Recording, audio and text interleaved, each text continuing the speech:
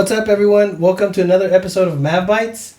Today, you've probably heard of him if you've been here in Pearsall and tried to look for a home, or if you're looking for a place to buy, like some sort of property or real estate.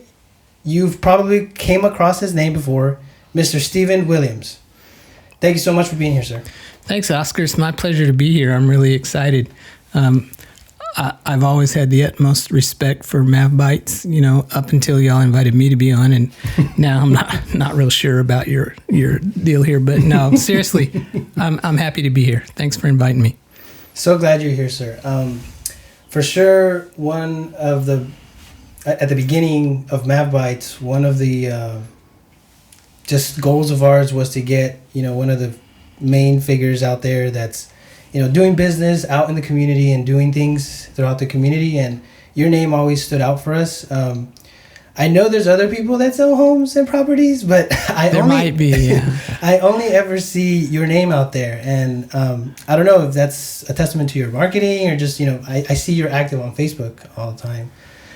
So kudos to you, and I mean, you've stood out to us for a while, and also you've always been involved with things with the school. Yes. In fact, to try to get you here, we couldn't schedule a date because you had other things planned. Lady Mavs. I was going to insist on going to a Lady Mavs playoff game. You know that, and they're still in it. And they're still in it. They're doing good. Yes. Yeah. This Friday, go Lady Mavs. Shout out to the Lady Mavs. So let's go ahead and jump into it. Tell us about yourself. Who is Stephen Williams? Yeah, I don't know, Oscar. I was born in San Antonio, but my family was from here. My granddad came to this area after World War I and started growing a ranch just outside of town. And but my dad moved back to San Antonio, and I was born there, stayed there till second grade. Then when my grandfather passed away, we moved to the ranch and started going to school here in Pearsall in second grade. And, my classmates will still remind me that I'm not from Pearsall. Mm-hmm. The way they remind me is they say, "Who was your first grade teacher?" And, I have to tell them, well, yeah, I was in first grade in San Antonio. And that's how they rub it in that I'm not from here, 60 years later. But, I've been here since second grade, and started my own business in 1989 and haven't looked back. It's been a great ride. Awesome. I mean, I would say you're from Pearsall at this point. Well, thanks. I got some people you need to talk to then. So you attended in second grade. So did you get to go to Ted Flores? No. Well, Ted Flores didn't even exist. When I was in second grade, there was... Do you remember West Side Elementary, the one that burned down a few years ago? I do. Mm-hmm. That one was still an active school then, but I started over there in an old stucco school building that's where the band hall is now. Mm. That was second and third grade. Just second and third. Well, first, second, and third, but I didn't go to first grade here. And then they tore that down and built the band hall. But I started in second grade, but Ted Flores wasn't even built then. I guess my favorite part about doing these interviews is getting a little bit of history of Pearsall. So I'm excited to see what else you got. Yeah. Well, we moved to the ranch in 1968, and that's when I was in second grade. Mm. So that'll tell you how far back that was. Interesting. That was a long time ago. Yeah. And you've been in Pearsall since then? Yes. A brief... Went to college, and then I think I probably spent maybe a year in San Antonio after college, but I wasn't really having any of that. I wanted to be back in Pearsall, but I was waiting for the opportunity. But yeah, I might have spent a year in San Antonio after college, but I like to think that I came back to Pearsall as soon as I could. What was Pearsall like then? When I came back, or farther back? I guess as you remember it, like back then, those times. Back in my earliest recollection, which would have been late 60s, early 70s, what I remember was just a really sleepy little town. Here's one of the most significant changes in my mind, is that the old HEB was downtown. When you went into HEB, it would be very rare that you saw somebody that you didn't know. And I always just made it a goal to, hey, I want to know everybody in town. But now you go into the HEB now, and it's rare that you see anybody that you know. It's almost always people that you don't know. But I think the population was about half back then, because I remember as a little kid seeing the population sign, and I think it was always like 5,000 and something for several years. But we had 2 traffic lights. I mean, forever we had the one on Colorado and the one on Comal, and that's all we had. I mean, anywhere, nothing out on the interstate, nothing anywhere else. Colorado, Comal, two traffic lights, and we really thought those were kind of in the way. But yeah, things have gotten a little busier around here. A lot more outside money has come in with different businesses. You know, it seems like growing up that everything was little local mom and pop stuff. Mm-hmm. But now you got the Walmarts and you got the McDonald's and you got all these other things that are great for the town. Don't get me wrong. I'm not saying anything negative about them, but it just seems to be a lot bigger and busier than it used to be, which is a good thing. Yeah, I guess. Yeah, it is a good thing. It makes it feel like our town is growing and it has more to offer for with these businesses. Right. It's funny that, like, if you see on Facebook, everybody's always waiting for the next something until you get it, and then it's always something else. You know, why don't we have a McDonald's? Why don't we have a McDonald's? So you get a McDonald's, and it's like, why don't we have Whataburger? And then why don't we have, you know, we're always waiting for the next thing. But yeah, I've enjoyed watching the town grow, and it's just interesting to be a spectator in that for several years. There's a lot of rumors of some new businesses coming in. Some of the ones you just mentioned. Yeah, and Starbucks. Let's throw in Starbucks. I think that one's on the radar now. Whataburger. I had some talks with people at Whataburger several years ago. Mm-hmm. At that time, they didn't seem very interested, but that can change on a regular basis. So I don't have any direct involvement with either one of those places, but it wouldn't surprise me if either one or both of those pops up soon. That'd be awesome, especially a Whataburger. Right. I've been wanting that for years. I would be worried that I would get even fatter than I am right now. We'd be in trouble, right? Both. Me too. What would you say your favorite thing about Pearsall is? The people. The people. There's just so many great people in Pearsall. I also like that it's just really laid back. I mean, when I go to San Antonio, and I love San Antonio, but I can get stressed out on Loop 410 pretty fast. And I just imagine all these people that are fighting this traffic every day to get from home to work. Oh, thanks. Yeah, me neither. Yeah, that's me. And even if you do have to drive across town in Pearsall, it's not a lot of effort. Even with all these new traffic lights, it's still not a lot of effort to get from one side to the other. But there's just so many good people. I mean, in all different, you know, whether you're talking about young people, old people, new to town, natives, whatever you want to call them, there's just a lot of good people out here. I completely agree. The people here definitely are. It's nice to know almost everyone. Right. You know, if not, you've heard of them or you've seen them. And then for me, the commuting is a big deal. Yeah. I drive to Dilley every day, and I love that little 20-minute commute. It's just right. Right. You know? Right. But it's not the 410 traffic, and it's not the 35 traffic. Yeah. So. My wife used to work in Divine, and she used to always say, I like to drive because it gives me a chance to wake up. And I'm like, whoa, I'm glad I don't share the road with you in the morning, but I know what she means. And you know what she means, too. It's just, you know, kind of get warmed up. Yeah. And you mentioned business. What is your favorite thing about being a business owner? The illusion that I have control over something. You know, a lot of people that don't own their own business, they'll say, oh, it must be nice that you get to decide this and you get to decide that. Yeah, it's not exactly accurate. I don't think that you have any more control over your life as an entrepreneur or as a self-employed or business person, but you have the illusion that you do. You feel like that you're in control. your clients are really in control. If you're any good at business at all, you know your clients are the ones that are in control, not you. But at least you feel like you have some control. And you can manipulate your schedule. You know, hey, I want to go to my son's baseball game that's at 3 o'clock in Carrizo Springs. It's a lot easier to do when you're self-employed as opposed to when you have to ask somebody for that permission. But I don't really know that you have more control of your life, but you feel like you do. That's what I like. Interesting. Does that make sense? Yeah, I mean, it gives you peace of mind in a sense, you know? Yeah. And where are your businesses located? Most of them can call 818 North Oak, right across the street from Walmart home. Okay. That's where my office is. That's where most of our real estate brokerage happens, right there. We have a few properties that we rent and manage through there.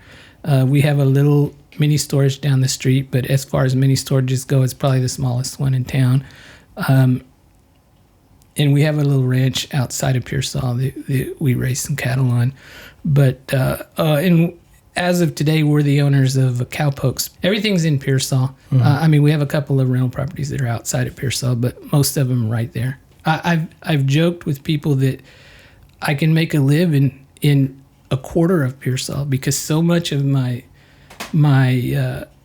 business is on the northeast side of town because people want to live close to the schools, and most of the schools are there. And if you go back and do some analytics, you see that, wow, the lion's share of what I've done has just been north of Colorado Street and east of Oak Street, just because that's where the highest demand is. And we're happy to do business all over town and actually all over the county. I've got 2 new listings in Dilley today, by the way. Thank you, Jesus. I saw those postings. Yeah, but we'll go wherever the dollar is, but most of it's going on right around our office. That place that you mentioned across from, your little office across from the Walmart, that I always thought that was a DirecTV place or Spectrum now. Spectrum. Yeah, Spectrum. Yeah. Time Warner, then Spectrum. Yeah. We a funny story. Cut me off if I'm going too long, but when I first started entertaining the idea of going into business for myself, I'm like, okay, I'm going to need an office. So I was driving by one day, and the man that owned that property before me was out there mowing the grass, and it was probably August, and it was probably 105 degrees, and he was probably pushing 80 years old. And I said, man, this is a good time to ask him if he wants to sell that place. So I went up to him, and I said, are you interested in selling this place? He goes, I'll sell it to you for what the tax roll has it for right now. It's cool. So anyway, to make a long story short, we ended up buying it.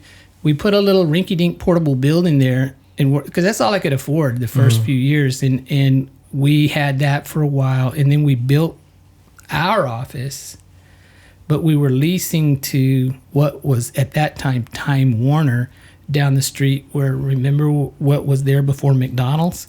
That was a little office that we owned, and we leased to Time Warner. Then they said that they outgrew that, so then that's when we built the office that Spectrum's in now. But it's actually an acre and a half that goes behind that little drainage ditch all the way over to the intermediate school. Interesting. We've been really blessed. It's a great location. It's right across the street from Walmart, a half a block walk to the bank that we use every day. But they don't have, like, it's not an office where you can go and visit with Spectrum, right? It used to be. But they kind of changed their, I guess, business model. And they don't have little local small town offices like that anymore. But their technicians still use it. And I think they've probably been there 10 years, maybe longer than that, maybe closer to 15 and 20. I don't know. But yeah, we get people coming in our door all the time saying, why is this Spectrum door locked? It's like, they're just not, they have a sign on the door, but people don't read signs a lot of times. But yeah, it's more just for technicians now. Interesting. What would you describe, or how would you describe your experience of owning a business in Pearsall? Depends on which day you ask me, Oscar. It's very satisfying overall.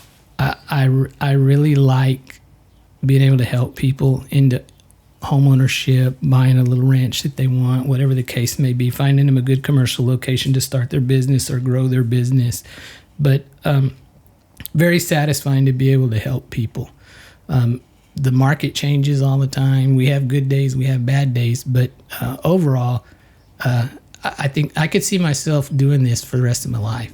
The thing that I dread about retirement is I don't know if I can survive without the feeling of helping people into a home, for instance. I just really enjoy that, especially first-time home buyers.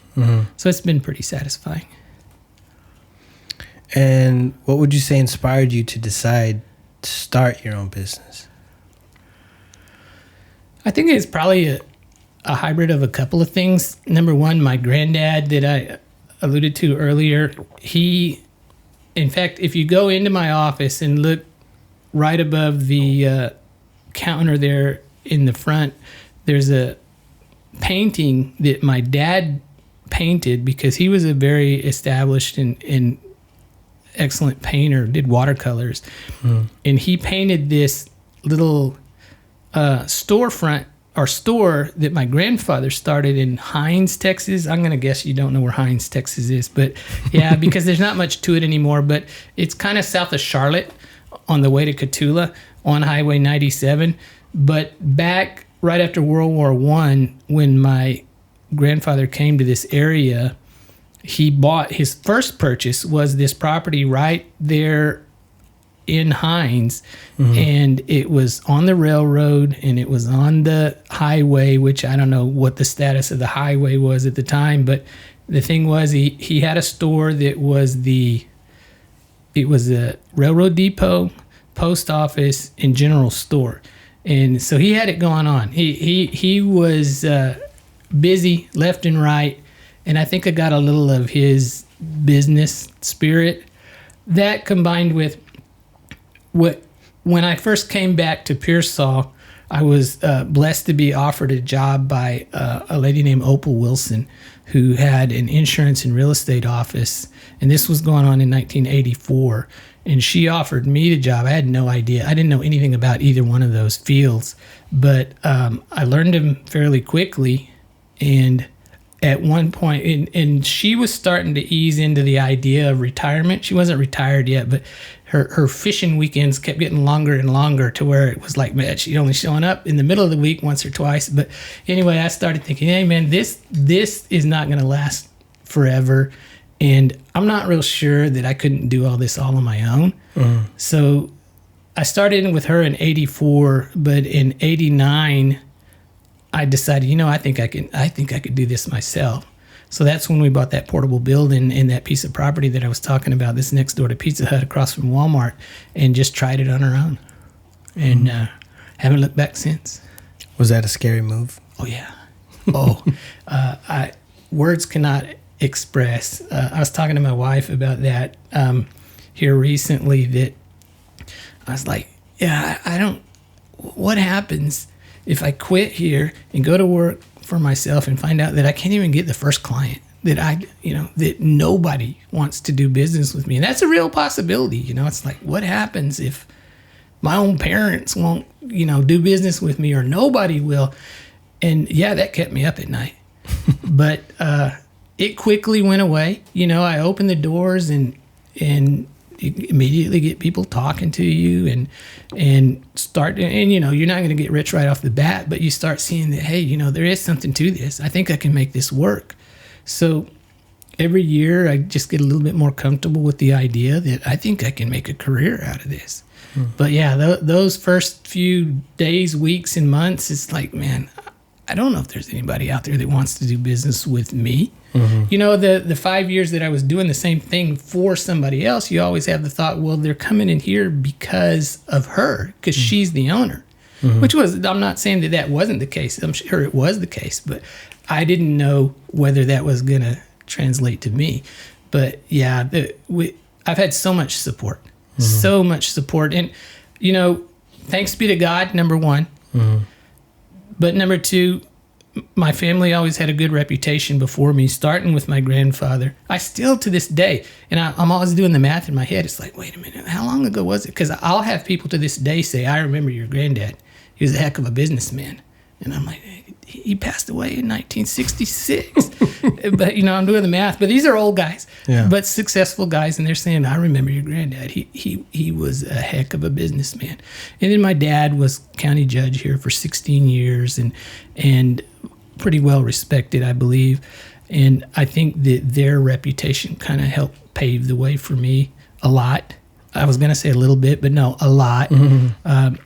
And, I wasn't afraid to work, get after it. Well, that's awesome. That's definitely an inspiring story to know that at one point you questioned this move. Oh, absolutely. And I think for, aspiring entrepreneurs, that first step's always the hardest. Yes. So I appreciate that story. What would you say, what kind of obstacles have you encountered? Probably change. I would just say in general, change. Just when, human nature says we like routine. If you get even deeper into human nature, you get the experts say humans like routine, even if it's not a good routine. But you definitely like routine. So it can be challenging that about the time you get real comfortable with a market, for instance, hey, I'm used to this market. Like right now, we're in a crazy seller's market. It's just fun. It's unprecedented. It's crazy. But just as soon as you get used to it, it's going to change. It'll end. Yeah, it'll just go away. And that's one of the biggest obstacles is being prepared for change. If it's a slow market, be prepared for it to pick up. If it's a crazy market, be prepared for it to slow down. Technology changes. Just the routine in which we do business is constantly changing. And if you're not adapting to that change, it's very easy for you to get left behind. And I'm not saying that I've mastered that because I have a love-hate relationship with a lot of passion about technology. And that's why, I started off this telling you that I really love and respect Mav Bites. I do. And let me tell you why. Because it takes the best of both worlds. It takes the old-fashioned, hey, let's just sit down at the table and talk. It takes that, and then it merges it with technology so that other people can hear us talk. And that is what I think technology was born for. But to enhance what's already there. Yes, exactly. But too often, at least in my business, I see way too much, let's let technology replace human interaction. And that's a terrible idea when you're talking about a $200,000 home investment or $1 million ranch investment. I think you really want to sit down with somebody and talk to them face to face, not look at stuff on an app or online and see how you can avoid talking to the expert. That's a terrible idea. So I like that with Mav Bites, it combines both the good of tradition with the good of new technology. So props to you guys for that. Thank you. That's one of the best compliments we've ever had on the show and outside. That's a really good way to put it, the merge. And I think that was kind of, I would say unintentional, but I mean, we knew that for sure we would be encountering people like yourself that have been involved in the community business-wise and just involved in, spending time with different entities, different organizations, the school. Knowing that there was going to be people that have been here that have history, and that would allow us to kind of hopefully almost rebrand Pearsall. Like, hey, there's a lot of good people doing good things in the town. Yeah. And like you said, one of my favorite things that Matt is always saying that these episodes, they're almost like time capsules, digital time capsules. Exactly. We're capturing a moment in time, reflecting upon things that certain individuals have done, how organizations are operating, the business that's taking place in town. And one day we'll look back and be like, man, you remember that one time that this person said that one thing? Look at it now. Right. Right. So yeah, I mean, we are super excited to be doing this work here at Mav Bites and having guests like yourself here. So, well, thank you. What accomplishments are you most proud of? Easy. Number one, giving my life to Christ. God's always first. And I know this is about my business, or this interview is largely about my business, but I'm not going to let it go. Christ first, family second. That's my second biggest accomplishment is my wife at 37 years and the two children she and God have given me. That's my second biggest accomplishment. My third biggest accomplishment is just being able to pay the bills for 37 years.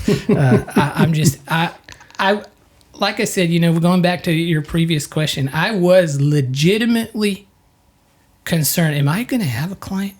And, so plan B is, okay, I'll go look for another job in a week if this doesn't pan out. But I'm just happy to be able to pay the bills. And because that's a struggle. It can be a struggle for everyone. I'm happy to pay the bills. But before that, I have an awesome family. Before that, I have an awesome God. And those are my three accomplishments. And I'm plenty satisfied with that. I really am. I try. My wife will tell you I'm the least material person she's ever met. We live right across the street from Walmart, and no offense to Walmart, it's a great store, but I can go a year without going inside the Walmart. I don't like materialism. I don't like consumerism, but I do like helping people, and that's the main focus of my job. So I'm satisfied with that. And so when you ask what is my biggest accomplishment as far as work is concerned, seeing young people, here's a encapsulation of seeing the accomplishment is selling young people a house, and that's number one. And then 10, 15 years later, they come in and say, hey, we need a bigger house, or we're moving, or whatever the reason. But then I sell the house for them and see how much money they made. And I'm like, the net worth of that little family is very strong because they bought a home, and I just played a part of it. Now, could they have done it without me? Sure. But I just like to feel like that I'm some little part of making families more secure, making families stronger financially, so they don't have to worry about that. So they can take that worry off of the table and worry about other things in their family, but they don't have to worry about where we live in next week, or what's our rent going to be next week, or whatever, because they live the American dream. And I'm just a little part of them living the American dream, but it's very satisfying to watch it. You sell homes here, but sometimes it feels like there's not enough homes. Absolutely, there's not enough homes. There's really, and clearly, I think anybody that has half an eye on Pearsall can tell you we don't have enough housing. And yes, and it's definitely been a reoccurring topic on the show. Certain people that have noticed this, but how do we change that? And there's two problems that I'm identifying. So one is the home issue. We don't have enough homes. Then there's, well, what does everybody resort to? Well, renting. And then maybe, I don't know if this plays a factor into the mentality of young people. It's like, I can never afford a home, and plus I don't even have one, so let me just rent, And I don't know if that they ever break away from that cycle of thought. First, let me make clear to your viewers that real estate brokers aren't responsible for housing inventory. We just sell the houses. We don't produce them typically. With that said, we've built some stuff, but that's not really our wheelhouse. We're just brokers. Yeah. But yeah, there needs to be a lot more housing, but the issue is a lot more complex than people think. People just wake up and say, we need more houses. Why aren't there more houses? Well, I think a lot of the problem is the subdivision builders that you see in San Antonio. Their profit comes largely from scale. We're going to build 100 houses here, or like in Castroville, we're going to build 900 houses in this subdivision here. That's where their profit comes from, is big scale. There's not enough demand in Pearsall for big scale, so they don't want to come here, because they'll come to Castroville because Castroville is like a 15-minute drive to San Antonio, and San Antonio's growing that way fast. But they won't come to Pearsall because they'll be lucky if they could sell 10 or 20 houses in a year. Why? we're smaller, we're more isolated. You know, one of the things that people don't realize about Pearsall is we're uniquely isolated. Cotulla, Carrizo Springs, kind of the same story, but Divine entirely different. Look how many different little towns are close to Divine, and they're closer to San Antonio. But next time you go on a Google aerial, pan out from downtown Pearsall and look how many of those circle irrigation fields you see that almost surround every direction of Pearsall. So we're pocketed in between all these big landowners that have no interest in selling.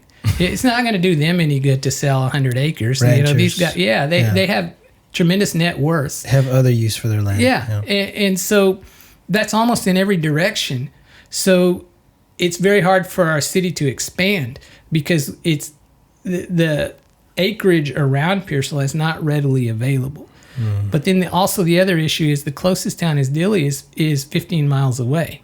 But if you get up to like closer to San Antonio, they're you know, Lytle and Divine and Natalia and Somerset and everything's closer together. Well, then you can stick more businesses in there because there's more population for that radius. Then Pearsall is just kind of stuck out by itself, isolated because of the surrounding acreage, but it's also a farther drive to anywhere else. So it's not terribly attractive to the people that want to come down and build 200 homes, but then it would be hard to find the place for them to put it. Interesting. And then the other issue is, sure, our population's pushing 10,000 maybe, but the per capita income is relatively low compared to other places. So what that means is the cruel reality of that is such a big percentage of our population is not making enough money to own a home. And so there's that. I would love to see 200 new houses in Pearsall in the next year, but it's probably unrealistic to expect that. So props to Mario Martinez, who was on this show, right? He built a couple homes. He built a few homes out there. But he stressed how difficult it was. Though, yes. For many reasons. There were a lot of challenges, but he overcame most of them, and he's gotten them all sold, and they're very attractive houses. And we need more of that. I mean, it's not Mario's responsibility, but we just need more of that one way or another. The city needs to cooperate. We need infrastructure. We need sewer lines. We need water lines. We need roads. All of those things are going to play a part in it. But anybody that denies the... Now, I will say this. There's also another issue that nobody ever talks about. So I want this to be a Mad Bites exclusive, right? You heard it here first. You heard it here first, whether you wanted to hear it or not. There's a certain group of people that are employed in Pearsall who never have any intention of living here. And this is not a sinister, bad thing, but it's just practical. And let me give you the example, okay? And those people will always say, well, we didn't move here because the housing's not there. They know that's true, but it's too handy of an excuse. Here's what happens a lot of times, okay? We hired so-and-so to work at the so-and-so, whether it's PISD or Frio Hospital or any number of other places. We hired them to work here. We pressed them to live here. We want them to live here. But the rare times that they'll come talk to me, this is what they say. Well, but my husband or wife has a very established practice in San Antonio. We're not going to uproot the whole family to move down here just for my job. And we're like, oh, come on. And it's like, no, does it really make sense to you? I'm going to be, let's just say, I'm going to be a principal at PISD. But my husband is a neurosurgeon in the medical center in San Antonio. And all of my kids are happy with their schooling in San Antonio. Do you really think we're all going to move down here? Okay, that's fair. It's fair, right? But a lot of times what you hear is they didn't move down here because of housing.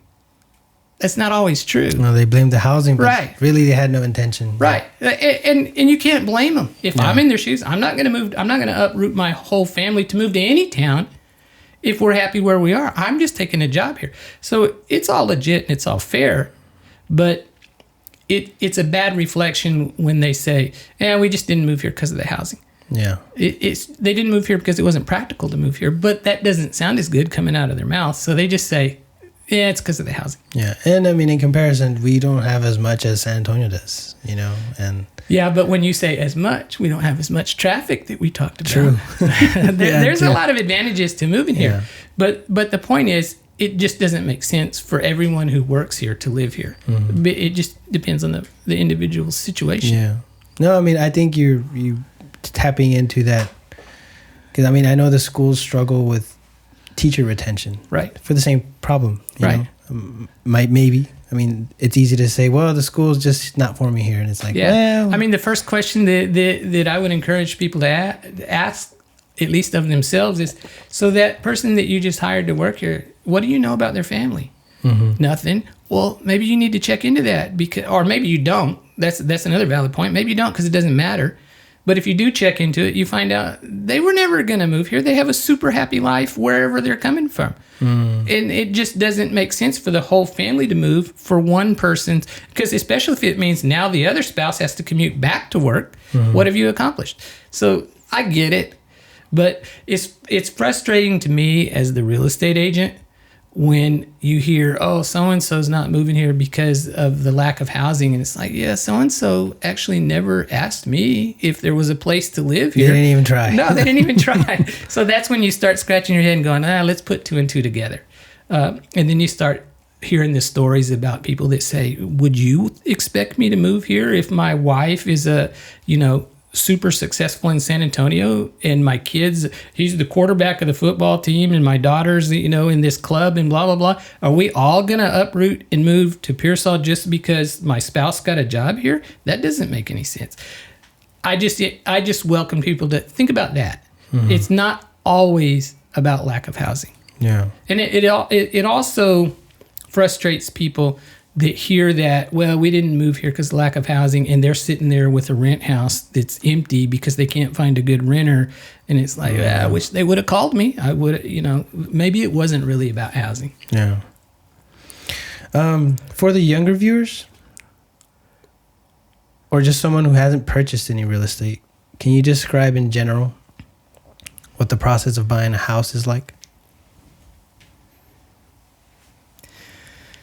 What I would encourage them as first-time buyers, or first-time buyers to be, get prepared.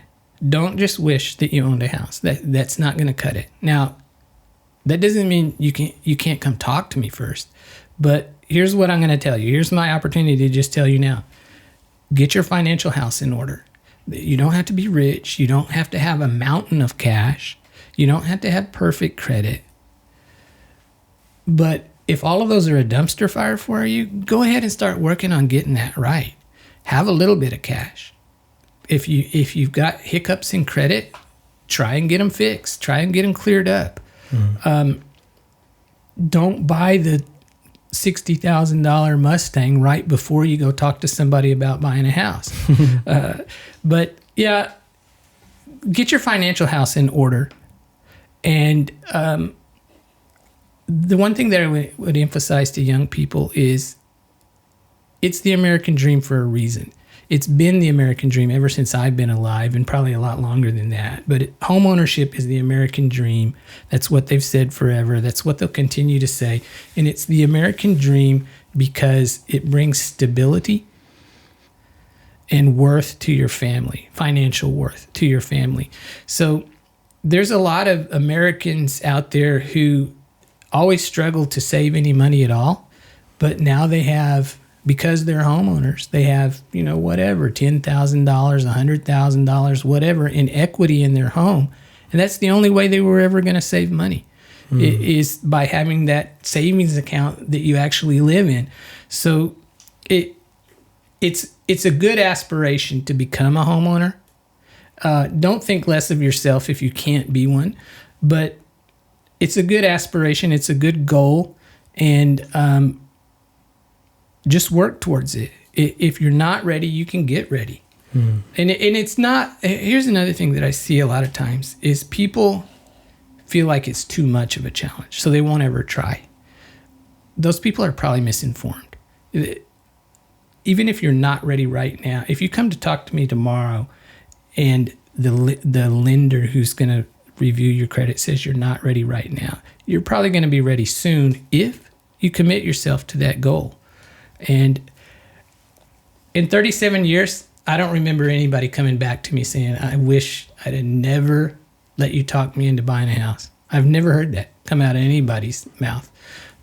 Most of the time, it's like, thanks for helping me. I don't talk people into buying houses. Most of the people that have come and talked to me, they've already made their decisions. But I hear a lot of, thanks for helping us with this. It was the best decision we ever made. And the other thing that you need to remember as a first-time home buyer is just because you buy a house doesn't mean you have to live there till you die. There's a lot of people that's like, well, what happens if I change jobs? Well, then you do like everybody else and you sell your house and move to the next town and probably make some money in the process. But or if you outgrow it, sell it, take the equity, buy the next house. Whatever, but it's not the ball and chain that a lot of people are fear that homeownership is. You have to look at it as an opportunity, and maybe even the most important advice that I would give any first-time home buyer is don't reduce it to just a financial decision. It'll be a good financial decision more than likely, but also keep in mind it's a place to live. It's a place to enjoy. It brings stability to your house. You don't have to worry about if the landlord's going to kick you out or raise your rent or not fix the central unit or whatever. You don't have to worry about that stuff if it's your castle. But I get way too many people, all they do is they focus on the finances of it. And it's like, just enjoy your house. Just enjoy it. It's a place to live. It's a place to be proud of. Look at your house. I mean, aren't you happy that you bought it? I'm very happy. Well, there you go. I love being at my home. Right. And it's not just because it's probably doubled in value since you bought it, although that is important. It's also that you just love decorating it and appointing it and enjoying it and having fun out of your beautiful backyard deck and all of those things. It's just something to enjoy as well. Yeah, no, I mean, my wife and I love doing things here at our home, like upgrading it, building it up. It's definitely been an experience for us. And I mean, that's part of the reason why I'm asking a lot of these questions, because it's been a great opportunity for us. You know, we've enjoyed it so much. And I encourage anyone out there, you know, to try to make it work for you, you know, try to make a plan to figure out a way to get a home here in Pearsall. And another thing, anywhere really, I mean, another thing that I would add is you don't have to start with your dream home. If you're young and maybe you're not terribly well established and whatever, maybe you can start with what we used to always call a starter home. You don't have to have the palace as your first home. Get something that works for your family, whether you have kids or not. Enjoy it. Maybe it's modest, but maybe it's also just step one towards your palace that you're going to buy later. But it's just almost always. And now I'll get people that come in and they're like, hey, I'm going to be working in Pearsall for the next year. It's like, dude, don't buy a house. You're only going to be here a year. Don't buy a house. It just doesn't make sense. Your closing costs in and your closing costs out will eat up whatever profit you're going to get in appreciation in just 1 year. I mean, most people realize this, but the point I'm trying to make is it's not always a great idea to buy a house, but it usually is. If you're planning on moving in and out, no, obviously rent would probably make more sense for you. But for somebody who... An RV maybe. Yeah, there you go. That's what RVs are for. Would your advice change for commercial property? Or would you apply the same mentality towards that? No, commercial property is an entirely different animal because it's pretty consistent when you're buying a house what you want it for. You know, I need a place to live. Everybody needs a place to live. Not everybody needs a commercial property. But at the same time, everybody that does need a commercial property, it's amazing how many different scenarios there are. You know, financing is a little bit more of a challenge. The federal government has a lot of help towards homeowners because they want everybody to own a home. There's not so much help for commercial stuff. I mean, there's things like SBA loans and things like that, but usually with commercial properties, you need to have a very good relationship with a local lender. And they'll want a lot more down payment because commercial is a little more risky. But the financing is very much more limited. And then, it depends on whether we're talking a $49,000 storefront or a $5 million, big commercial office tower or whatever. It just depends on what's going on. But a lot of it depends on what your business is, how long your business has been in business. Things like that are going to play into commercial real estate quite a bit. Location is very pivotal on commercial stuff. But yeah, and I don't do that much commercial, but it's interesting. It's a very interesting part of the real estate. I see you post on Facebook. I was going to ask, how do you market your business? And I mean, I see it on Facebook, and I see some signs in town. I use Facebook just as the teaser.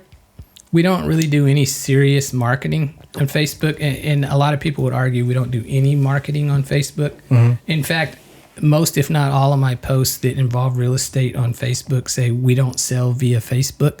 You've probably seen that. Mm-hmm. Most of our marketing is it depends on the property. And it also depends on what my prospective pool of buyers is. But most of our marketing for residential is done through MLS because you put something on the multiple listing service through the San Antonio Board of Realtors, and it gets to the world pretty fast. Realtor.com, Zillow, whatever, they harvest all that information from MLS, and they'll post it on their syndicated various agreements that I really don't even understand most of them. But all I have to do is input the information on MLS, and you'll see it all over the internet. You send it, and they spread it. Yes, yeah. Exactly. And then that will attract a lot of out-of-town interests. The newspaper is still somewhat effective. Probably, no offense to my friends at the Current, but probably significantly less than it used to be. But they still serve a purpose, and they still have a value.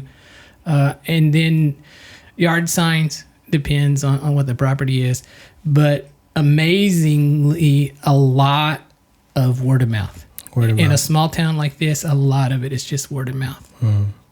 And I appreciate that because the little grapevine of Pearsall really works well for me a lot. I had a house on Alabama Street recently, and I went over there to put a yard sign up. And before I even got back to the office, I was getting a text from another agent. Shout out to Fabian Peralta with KW. He's a great agent. But he sends me a text, and he says, "Hey, is this house coming on the market?" And I'm like, "Dude, I'm not even back to the office from putting the sign out." And he goes, "Well, when can I show it?" And I said, "I guess you can show it tomorrow." And he contracted it, and we'll get it sold here shortly. But that's just word of mouth. Somebody, I'm sure, had seen the sign and called him and said, "Contact me," and bam, the house is already sold. I didn't even have to get back to the office. It was a little bit crazy. But that's the exception to the rule. But that's just an example of how strong word of mouth is. Some would argue that word of mouth is the best form of marketing. Yeah. So. Yeah. And on Mav Bites, one of the main intentions is to create a positive attitude for Pearsall. So what encouraging words do you have for the younger generation of Pearsall? Number one, the grass is not always greener on the other side of the fence. I know as a former senior at PHS thinking, man, I can't wait till I get out of here, blah, blah, blah, blah, blah. The getting out of here isn't nearly all that it's cracked up to be. You'll find that a lot of places you go to are just another version of us. I love Pearsall. I think it has a lot. It's very easy living. I keep going back to the traffic on Loop 410. I just can't imagine how and why people put up with that on a daily commute. It's like I don't get it. You must get paid a ton of money wherever you are, but it's a good quality of life here, and it'll just get better and better if the youth of Pearsall that have ambition will stick around.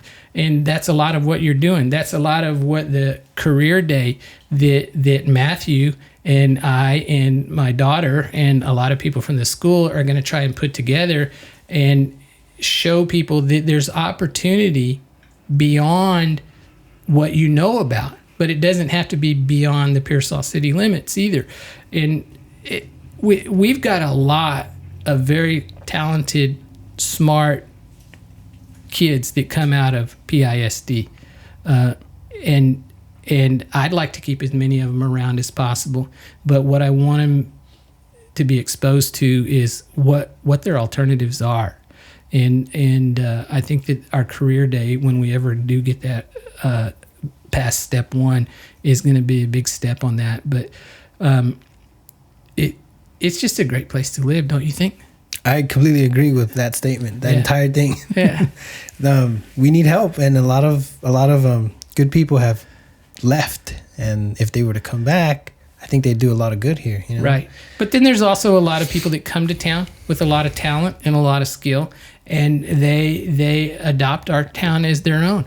I mean, I've sold a lot of houses to people that bought a house literally 30 years ago, and they're still here, and they're still plugging, and they're still as happy as they could possibly be. And then now they're raising their own successful kids in our town and everything. So we don't have to have just natives, but I think you and I will agree. We want to keep as many of the natives as we can, especially the ones that have ambition. It's a great place to live. I mean, I just keep coming back to that. But and I've lived. I haven't been all around, but I've lived in a few other places. And yeah, some places, like you say, San Antonio has malls and movie theaters and all of this stuff too. But it's always a trade-off. And I like it right here where I am. And there's just, we take for granted too much how many quality people we really do have here. Yeah. We overlook that. You know, when the city is trying to attract new businesses, which they should, and they give tax abatements and things like that, which maybe they should. I'm not against that.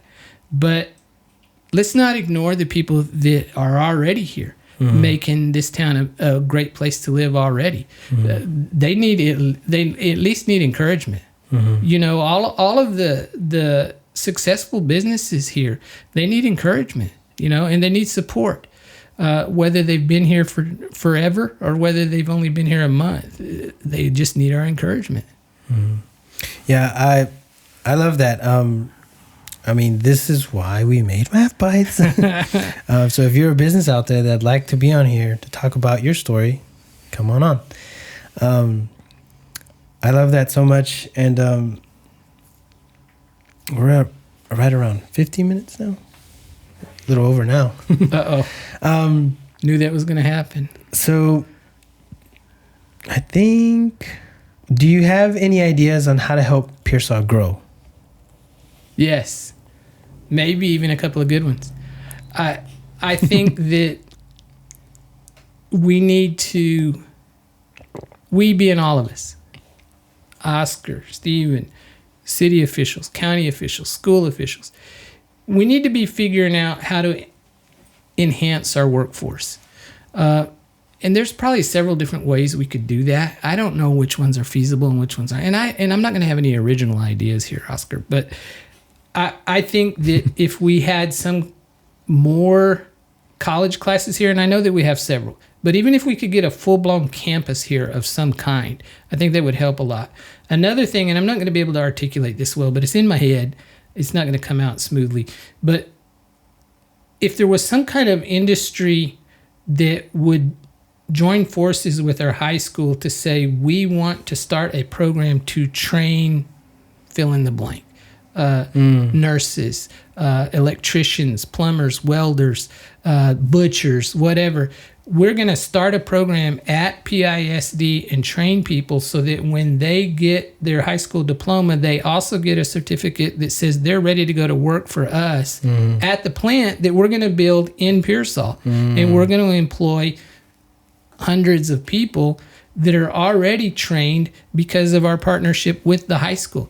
I don't really care what industry it is, as long as it's a clean industry, not a lot of pollution, but as long as it's a clean industry and it has well-paid employees, I think that we need to be partnering with somebody like that through the high school to train them to stay in Pearsall, make a very good salary, and partner with one or more businesses to do that.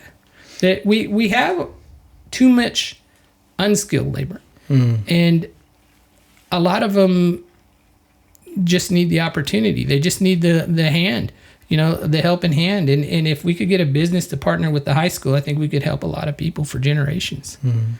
That's a good idea. I know that Pearsall High School does have in their CTE program, because that's what this is tapping into, the Career and Technical Education Department. They have a nursing school where they are kind of they're certifying a level of nurse. I don't know what it is off the top of my head. And they're coming out of high school ready to be nurses. Yeah, that's the kind of thing I'm talking about. But it needs to be more widespread. Yeah, there has to be, and there's other careers and other trades that they could learn, that maybe get certified in. Right. So I like that idea. I mean, we have a lot of trucking demand around here. Why isn't there like a CDL class? Yeah, that would be good. And not just a CDL class, but trained diesel mechanics and trained, spit out people from PISD that are making $50 an hour from the day they graduate because they're already trained. And you'll find that a lot of industries will be happy to be here because they know we're sending them the workforce trained from day one. Whether it's trucking, whether it's technology, whether it's nursing, or best all of the above. I think that would help. And it's easy for me to come to I don't even want to say come up with these ideas, because I'm not coming up with anything new, but it's easy for me to spout this stuff off. It's a lot harder to implement it. And so I'm not criticizing anybody that's in position of authority now, but I want to encourage them that I think that we should be pursuing that a lot more, because one of the biggest knocks that we hear about this area is there's not enough skilled workforce. Well, let's solve that. Well, that's a really good idea. And whoever's listening, we'd like to help. Yeah. And I guess as this interview comes to a close, what would you like for the people of the community to know? Where can they find you? How can they get a hold of you? What message do you have for our community? I'm very easy to find. I'm too lazy to move around. My commute, I keep complaining about commute in San Antonio. My commute involves managing not to fall down as I walk across the alley from my house to my office. That's my commute. So, I'm right there across the street from Walmart. If you're interested in talking more about investing in real estate, whether it's a home or anything else, I'd love to help you. As you can surmise from this Mav Bites interview, I talk way too much, but people will sit down in my office and I'll talk to them all day about the pros and cons of investing, and tell me your story, blah blah blah. That's what I live for, and I'm of an age where I'm not really chasing the dollar. That's not what wakes me up in the morning. It's just helping people.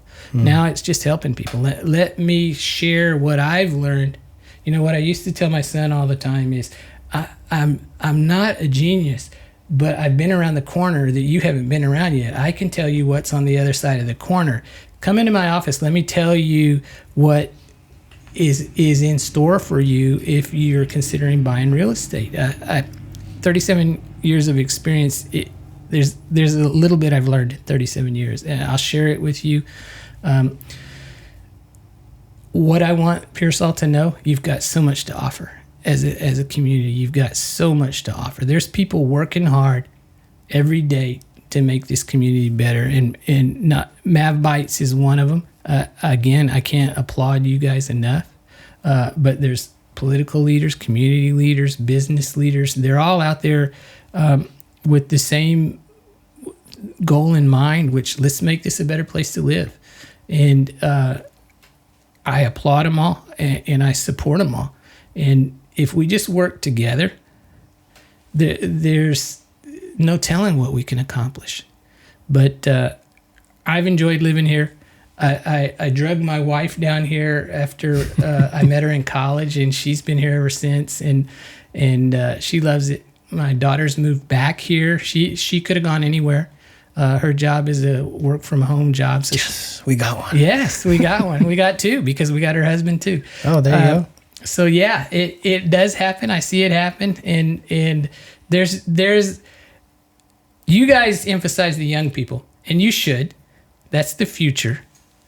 But there's a lot of longtime people that have lived here that also have a lot to offer too, and I'm giving a shout out to them because there's a lot of wisdom there that we can all tap into if we take the time to just visit with people. And that is, last time I'm going to say this is what I love about Mav Bites is you take technology and use it to promote the old-fashioned just sit at a table and talk to somebody.